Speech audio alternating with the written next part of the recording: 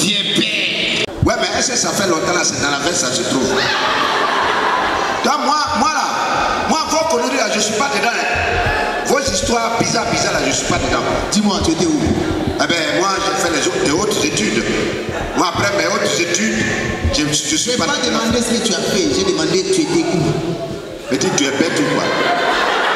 Quand tu poses une question, il faut attendre la réponse. Moi, j'ai fait de hautes études. Et quand j'ai fini mes études en Afrique, je n'avais pas ma place ici. Donc, je suis parti en Amérique. Je suis allé aux États-Unis. J'étais basé à Washington et je travaillais pour le Pentagone. J'ai géré le Pentagone pendant 5 ans. Pendant George Bush. Et George Bush, quand il a senti que je voulais prendre sa place, il a monté un coup contre moi. Au moment où il voulait m'arrêter, j'ai fui pour me retrouver en France. En France, Jacques Chirac, à l'époque, il m'a accueilli et puis il m'a dit, oh, comme tu es très intelligent, il faut gérer le Trocadéro. Ah, comme tu es trop vieux. Non, viens te gifler. J'ai géré le Trocadéro pendant 3 ans. Après, je suis allé gérer le Moulin Rouge pendant 4 ans. J'ai géré la Tour Eiffel pendant 5 ans. Oui, la Tour Eiffel, oui. Et j'ai fait la Sorbonne. J'ai fait la Sorbonne. Quand je suis sorti, je suis allé enseigner le français au Petit Français de France. Ah bon? Ah ouais. Donc là où je suis là, il n'y a pas un mot français qui peut me caler. Ah bon? Donc tu as enseigné les Français Au Petit Français de France. En France. Même Macron, je l'ai enseigné. Tu es Qui a dit là, toi tu étais là-bas. Attends, faut dire, voyez, je fais l'oreille gauche là. Attends. J'ai des mots que j'ai cherchés partout. J'ai pas trouvé le sens. Même sur Google. Goulougoul. Sur Goulougoul. Sur Google. Goulougoul. C'est quoi tes mots? Ok, attends. J'ai écrit. Ah, tu as noté. Petit, pose tes mots, tes problèmes. Pose les questions comme tu veux. Je suis là, je réponds. Qu'est-ce que signifie Pentagone? Que signifie Pentagone? Alors, en français, quand on te pose la question, on te donne un mot, il faut découper le mot en 2. Le préfixe et le suffixe. Pentagone, quand tu découvres le mot Pentagone, il y a le mot penta et gone. Le férié avec le gone. Arrête-toi sur penta et puis tu ajoutes DE à la fin. Vous trouvez quoi? Pentade. Alors le Pentagone, c'est le pays qui élève le plus de pentades au monde. Exemple. Le Burkina Faso. Le Burkina, c'est un Pentagone. Ah, Voilà. ok. Il est génie, lui. Deuxième question. Qu'est-ce que signifie récipiendaire? Un récipiendaire, dans le mot récipiendaire, vous allez trouver récipient. Alors, récipient, ne fait rien avec le der là. Récipient, le récipiendaire, c'est quelqu'un qui se promène avec un récipient en main. Exemple. Le mendiant. Le mendiant qui se promène toujours avec un récipient. On ne sait jamais. Ok, je note. Troisième question. Ah, ça, tu ne vas pas connaître. Pose la question. Que signifie un français? Alors, le mot français, c'est tellement simple. Découpe-le en 2. Franc, c'est. Le français, c'est quelqu'un qui est franc et qui sait tout. Exemple. Exemple, Macron. Macron, il est franc et il sait tout. Ok, ok. Toi, par exemple, où tu es là, tu es un pauvre noir, un pauvre nègre. Mais si tu es franc et puis tu sais tout, tu deviens automatiquement français. On comprend pourquoi on t'a chassé en France. Ah, c'est là-bas que tu es arrivé. Ok, non, on passe à l'autre question. Qu'est-ce que signifie une démarche bancale? Alors, la démarche bancale, c'est la démarche d'un haut cadre de banque dans une chambre d'hôtel. Exemple. Dominique Strauss-Kahn. Oui, tu as peut-être raison. Alors dis-moi, comment appelle-t-on quelqu'un qui va au Congo? Quelqu'un qui va au Congo, c'est un va-Congo. Va-Congo? Oui. Quelqu'un qui va en Côte d'Ivoire? C'est un vas-y-voir. Va-Congo, quand tu prends par exemple le président Etienne Tshisekedi, c'est un va-Congo. En Côte d'Ivoire, tu prends Alassane Ouattara. Tu prends que où? Non, je dis Ouattara. Ok. C'est un vas-y-voir.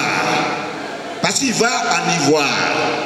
Et quelqu'un qui va au Gabon? Quelqu'un qui va au Gabon, c'est un vagabond. Tu as raison. Exemple. Attends, donne-moi un exemple. Ali Bongo. Non, attends. On continue s'il te plaît. Dis-moi, qu'est-ce que signifie un compas?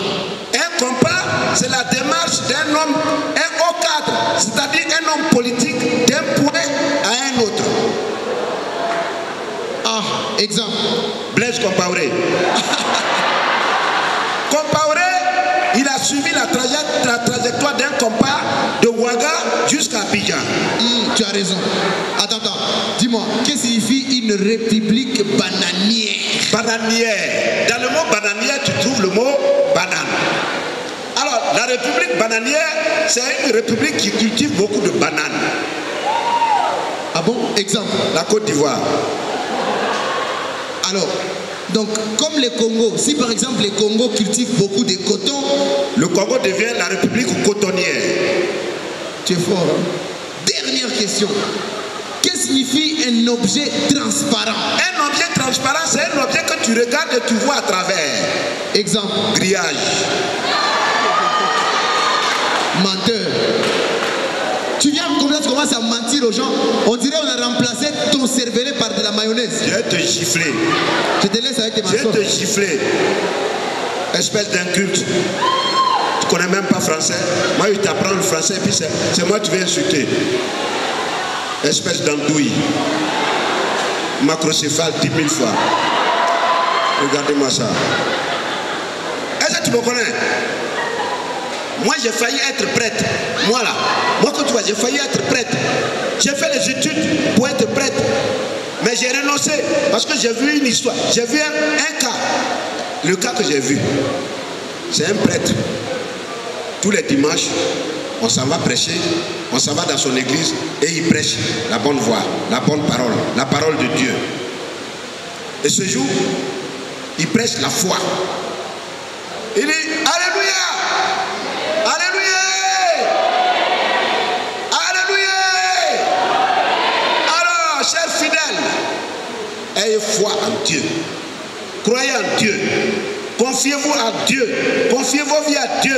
Parce que Dieu, omniprésent, omnipotent, il a la solution à tout. Alléluia!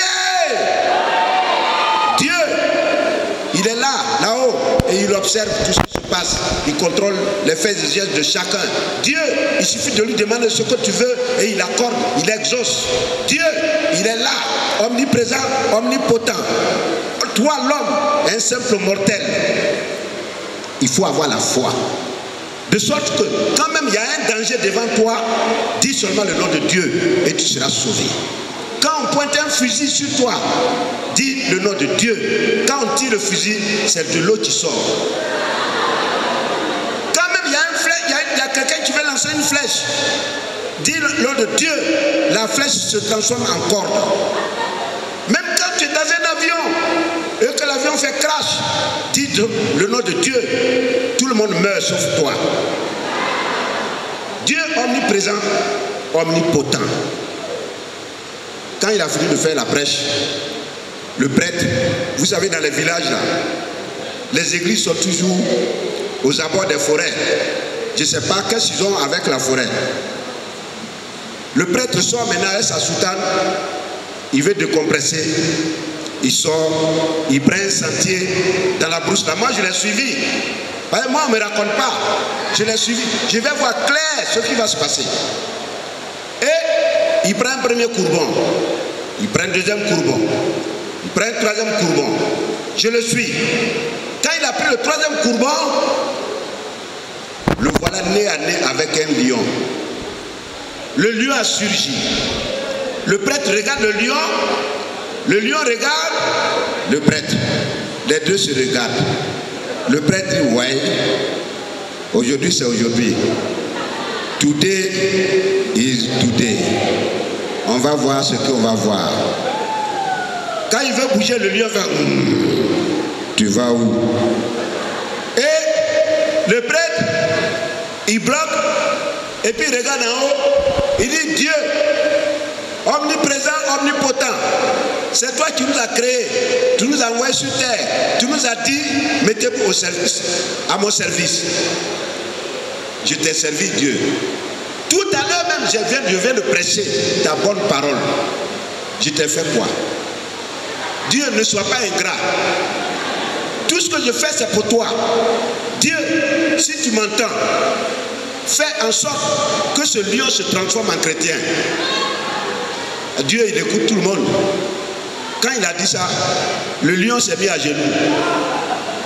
Et puis il a redressé les deux pattes. Il a soulevé les deux pattes. Moi, j'étais là, je regardais. Qui a dit, ah, toi, tu étais là-bas? Je regardais et le lion s'est mis à prier.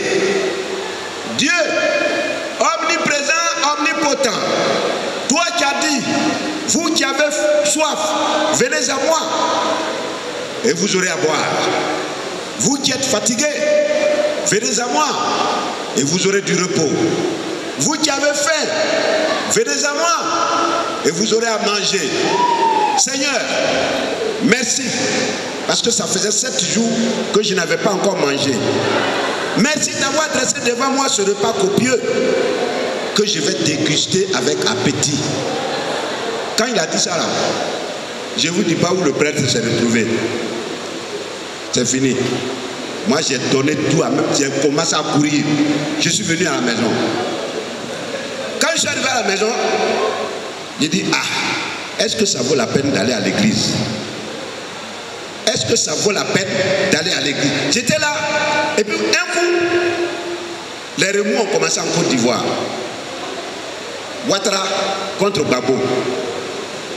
Maintenant, j'ai fait tout ce que je pouvais faire pour rapprocher les deux parties. J'ai parlé à Ouattara, j'ai dit, Ouattara, la Côte d'Ivoire, c'est pour tout le monde. Mets de l'eau dans ton vin. Il dit non. Je suis allé voir Gbagbo, j'ai dit, Gbagbo, mets de l'eau dans ton vin. Il dit non. J'ai dit, ah d'accord, battez-vous. Maintenant, l'ONU a fait un panel pour pouvoir rapprocher les deux parties. Ceux-là, on les appelle les médiateurs. Mais parmi les médiateurs, il y avait un Chinois. Et le Chinois, il s'appelle Kim Hong. Kim Hong, il vit en Chine. Mais là-bas, pour distinguer la force d'un karatéka, là, on te coud un boubou brodé jusqu'en bas. Kim Hong, son boubou était brodé jusqu'à ses pieds. Et il est arrivé à Abidjan, mais avant de venir, ses parents lui ont dit, là où tu vas là, c'est une terre hostile. Point oui, point non, on te gifle. Donc fais attention. Kim Hong, il prend son avion et il descend à Abidjan. Mais ce que vous ne savez pas, à Abidjan là, la langue commerciale, c'est le malinké. On appelle ça généralement le djoula. Entre la langue chinoise et le malinké, il y a des similitudes. Vous pouvez dire la même chose, mais la signification diffère. Par exemple, en malinké, quand on dit naya, ça veut dire viens. En chinois, ça veut dire va-t'en. Kim Hong, il a élu domicile à Abobo, dans un hôtel. Un matin, il est sorti. Quand il est descendu, c'était pour prendre son café. Il avait un journal à la main. Pendant ce temps, le convoyeur qui s'appelle Madou, un djoula, lui parle balinké. Il était assis au kiosque. Il n'avait pas d'argent pour prendre son café. Donc il était assis là. Le Chinois est venu s'asseoir. Il commande son café. On dépose la tasse devant le Chinois. Le Chinois, pour pouvoir lire son journal, il a poussé sa tasse légèrement vers Madou. Le temps de lire son journal et puis déguster son café. Madou, quand il a vu ça, il a pensé à un don. Toi, la Chinois, te connais où? Et puis il va te donner café. Madou demande au Chinois, Katawa. Katawa en malinké, ça veut dire, est-ce que je peux prendre? Oh, en chinois, ça veut dire autre chose. En chinois, quand on dit Katawa, ça veut dire, est-ce qu'on peut combattre? Le Chinois regarde Madou, et puis il a fait ça. Donc Madou demande, Kata. Le Chinois fait ça. Chez les Chinois, là, quand on fait ça, ça veut dire, on va voir ce qu'on va voir. Or, chez nous, ici, là, quand on fait ça, ça veut dire oui. Madou a pensé à un don. Donc il envoie la mère pour prendre un café. Ah non, le Chinois a pensé à une attaque. L'attaque touille sur la poitrine de Madou. Madou saute et puis il descend. Il regarde le Chinois et puis il lui demande, Moulebe, en malinqué ça veut dire qu'est-ce qui se passe? Oh, en chinois, ça veut dire je suis prêt. Le Chinois se place, il prend position. Madou sait que cette position-là, c'est pas pour dire bonjour. Et il demande au Chinois, Kerelwa. En malinqué, ça veut dire c'est pas là. Oh, en chinois, ça veut dire si tu es prêt, viens. Quand le Chinois a tapé Madou sur la bouche, tata papa, il y a 2 dents qui ont sauté. Et Madou lui demande, Ndamoule Kila. En malinqué, ça veut dire qu'est-ce que je t'ai fait? Oh, en chinois, ça veut dire si tu es sûr de toi, reviens sur moi. Il allait sur Madou. Tata poum poum poum. Madou est tombé. Il est couché là. Tais-toi. Tu ouvres la bouche, on frappe dedans. Petit Chinois frappe dedans. Tais-toi. Il est assis là et puis il demande au Chinois. Il me fait comme Faraloa. En malinqué, ça veut dire tu veux me tuer? Oh, en chinois, ça veut dire si tu es vraiment né de ta mère, trouve-moi ici. Vous savez, les Chinois n'aiment pas qu'on insulte leur maman. Il a tué Madou en même temps. Il a tué Madou. Moi j'étais là. Vous-même, oh. Vous-même, oh. Vous n'étiez pas là-bas, je vous raconte. Et puis vous n'êtes pas sûr, vous dites, oh. Vous étiez là-bas. Quelqu'un n'a qu'à dire encore, j'ai giflé son oreille gauche. Quand il a tué Madou, il fallait qu'on aille l'enterrer. Le cimetière où on allait enterrer Madou, là-bas on ne dit pas le nom de quelqu'un. Si on dit ton nom dans ce cimetière, le lendemain tu es mort. Malheureusement, il y a un petit de 5 ans qui nous a suivis. Quand on finit d'enterrer Madou, le petit était derrière monsieur. Robert, tonton Robert, tonton Robert, tonton Robert, tonton Robert. Robert entend, mais il ne veut pas répondre. Il va dans tous les sens. Le petit le suit. Ah, la mort. Quand la mort te suit, c'est pas bon. Hein. Robert va dans tous les sens, le petit le suit. Tonton Robert. Robert dit, lui il sait qu'il est mort, mais il ne va pas mourir seul. Il s'arrête, il regarde le petit, il dit, Gabriel, je t'ai fait quoi? Gabriel, je t'ai fait quoi? Ton père Michel, quel âge j'ai dit son nom? Rigobert, quel âge j'ai dit son nom? Abraham, quel âge j'ai dit son nom? Christian, quel âge j'ai dit son nom? Richard, quel âge j'ai dit son nom? Quand il a cité le nom de tout le monde, il tourne vers moi, moi je donne dos. Il a cité le nom de tout le monde dans ce cimetière. Le lendemain, tout le monde est mort, j'étais le seul rescapé. J'ai dit bon, à partir de là, je donne ma vie à Dieu. Est-ce que vous pouvez allumer dans la salle un peu? Je donne ma vie à Dieu. Mais quand je donne ma vie à Dieu, soit je suis chrétien, soit je suis musulman. Vous me conseillez quoi? Hein? Chrétien. Il n'y a pas... Ah, musulman.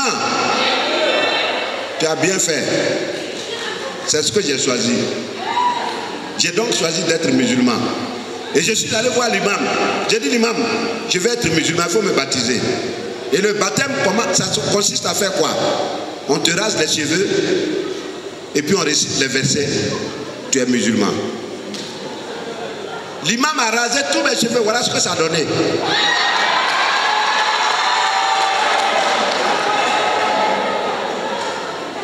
Il dit Go, à partir de ce soir tu es musulman. Donc la première prière c'est à 19h30. Mais entre-temps, Dieu a parlé à l'imam avant 19h30. Dieu a dit à l'imam, à la prière de 19h30 ce soir, quelqu'un va mourir dans ta mosquée. Quand tu vas dire Allahu Akbar, Normalement, on doit se redresser. Le premier qui redresse la tête, il est mort. Il appelle sa femme. Il dit à Krotoum, viens ici. Le soir là, quand je vais dire Allahu Akbar, Shami Allah, il ne faut pas te redresser. Le premier qui va se redresser là, il est mort. Solidarité féminine, de bouche à oreille. Toutes les femmes de la mosquée sont informées. L'imam appelle son fils. Il dit à Seydou, viens ici. Toi, tu n'as pas dit que tu fumes la drogue. Le soir, la prière de 19h30. Quand je vais dire Allahu Akbar, si tu es vraiment drogué là, lève-toi. De bouche à oreille, tous les hommes de la mosquée sont informés. Qui va donc mourir? 19h30, pile poil, l'heure fatidique. On est aligné. Chacun attend. Et l'imam récite son premier verset. Et puis il dit Allahu Akbar. Tout le monde a baissé. Il dit Shami Allah liman hamidah. D'habitude, il est le premier à se redresser. Mais cette fois-ci, il est là. Il regarde à droite, tout le monde a baissé. Il dit ah. Il regarde à gauche, tout le monde a baissé. Il dit au muezzin, muezzin, il faut te redresser, on va terminer la prière. Le muezzin dit, tu es malade. S'il y a caillou dans ta tête, à chez nous, il n'y a pas caillou. Lève-toi, on va terminer la prière. L'imam dit, c'est moi qui te donne l'ordre. Lève-toi. Le muezzin dit, l'imam, ce que tu sais là, tout le monde sait ça. Tu es le premier représentant de Dieu ici. Lève-toi, on va finir la prière. On est resté là pendant 30 minutes. Vous savez comment on est rentré à la maison? Tout le monde marchait comme ça.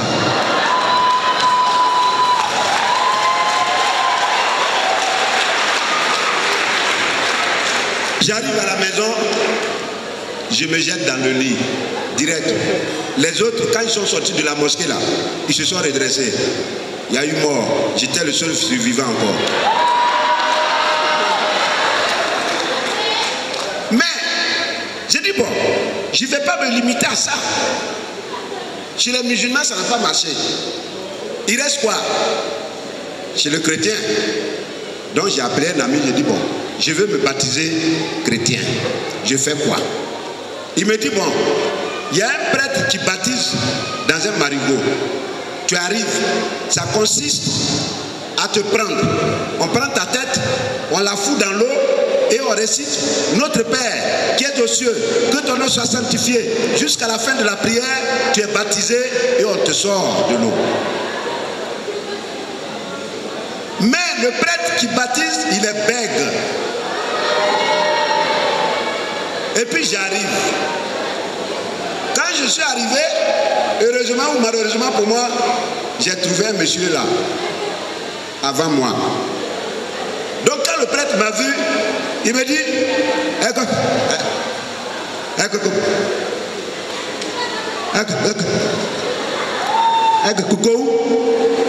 bon, attends, je vais,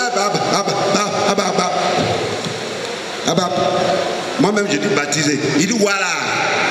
Je vais baptiser lui là avant de te baptiser. Je dis ouais, il n'y a pas de souci. Il prend la tête du pauvre type. Il la fout dans l'eau. Et puis il commence à réciter. À notre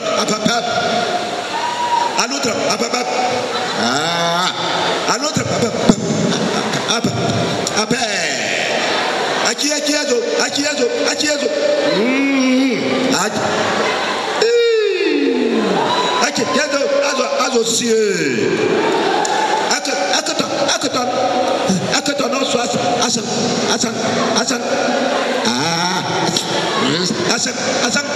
Le monsieur par instinct de conservation, il a lutté et il sort sa tête de l'eau. Et il dit, mon père, sanctifié. Il dit non, c'est moi qui fais la prière. Toi, tu la fermes. Si tu connaissais, tu n'allais pas venir ici. Il faut te calmer, je vais te baptiser. Il refoule la tête du monsieur dans l'eau. Et que que ton nom soit affilié. Est-ce que ton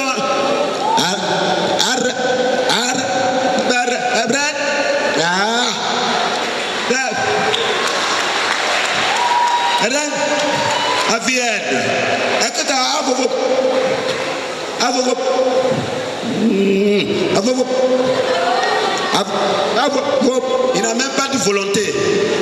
Le métier est devenu mou dans sa main. Il le reçoit de l'eau et puis le fait coucher.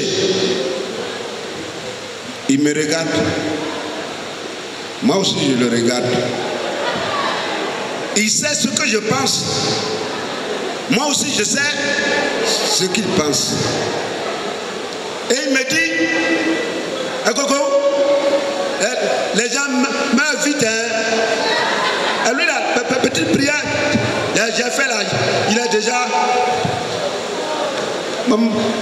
Moi-même, je dis, moi, voilà.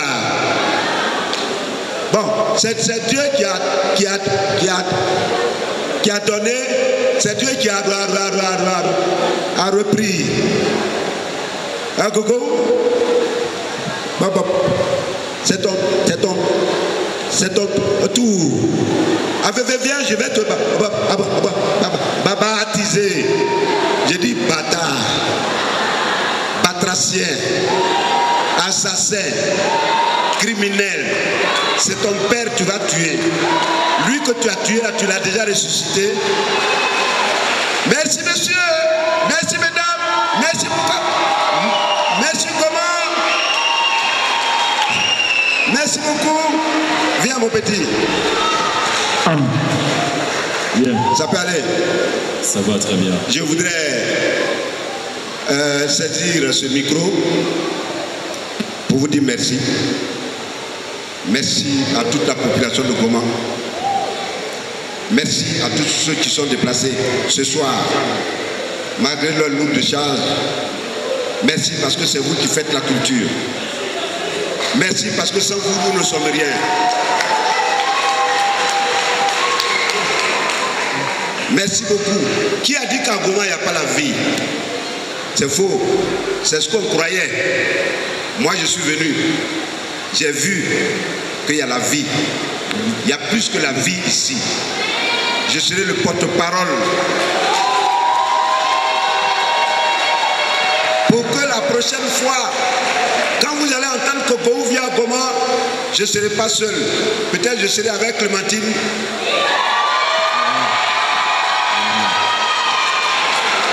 Là, je vous mets déjà la puce à l'oreille.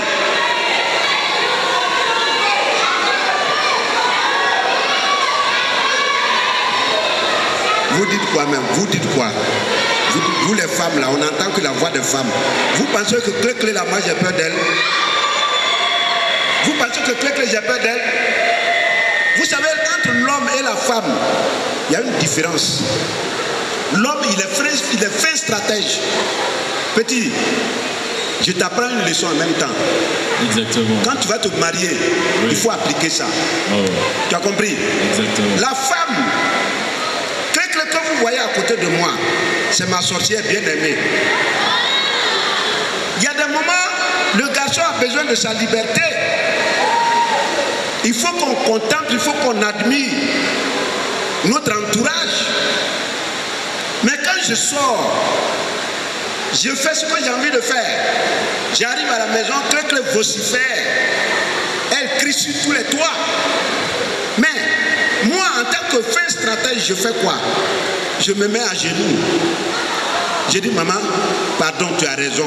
Tu as 1000 fois raison. Je ne vais plus recommencer. Ah, vous-même, vous connaissez les femmes, on les blague vite. Son cœur tombe, ouais. Quand son cœur tombe, je sors demain je sors, je frappe 2 fois encore, papa, et puis je reviens à la maison. Qui est fort? Qui est fort? Est-ce qu'il y a des garçons dans cette salle? Et alors, vous me parlez de Clémentine. Clémentine n'est rien du tout. Alors, petit, oui, ça va? Ça va très bien. Tu es vraiment bien sapé. Merci beaucoup. Merci beaucoup, merci pour l'accueil. Merci pour tout ce que vous avez fait pour nous. Merci pour ce bonheur que vous nous avez procuré. Goma, qu'est-ce qu'on va dire à propos de cet humoriste? On s'élève, on s'élève, on s'élève, on s'élève, on s'élève. Écoutez, écoutez, maestro, maestro, maestro.